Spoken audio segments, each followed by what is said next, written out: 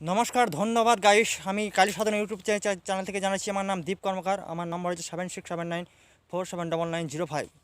তো আজকে যে টিপসটা দেবো যে আজকে যে টোটকাটা দেবো দেখুন অনেকে যে বশীকরণ করে অনেকে গায়ে ছিটিয়ে বশীকরণ করে অনেকে বালিশের তলাতে তাবিজ ভরে বশীকরণ করে অনেকে খাইয়ে বশীকরণ করে। আমি যে টিপসটা আজকে দেবো সেটা যে একটা গাছের পাতা রস ছিটালে যে কোনো নারী বশীভূত হওয়া যায়। তো টিপসটা কি ও কীভাবে করতে হবে কখন করতে হবে কোন সময় করতে হবে সেটা আমি এই ভিডিওর মধ্যে বলে দেবো। সেটা হচ্ছে যদি কোনো স্বামী স্ত্রীর মধ্যে যে ডিস্টার্ব থাকে বা কোনো ছেলে বা কোনো মেয়েকে যদি প্রেম ভালোবাসা করে সেটা থেকে ডিস্টার্ব করে অর্থাৎ যে কোনো মেয়েকে বশীকরণ করতে গেলে তৎক্ষণাৎ যে কোনো মেয়েকে নারীকে বশীকরণ করতে গেলে যে টিপসটা আমি আজকে দেবো সেটা হচ্ছে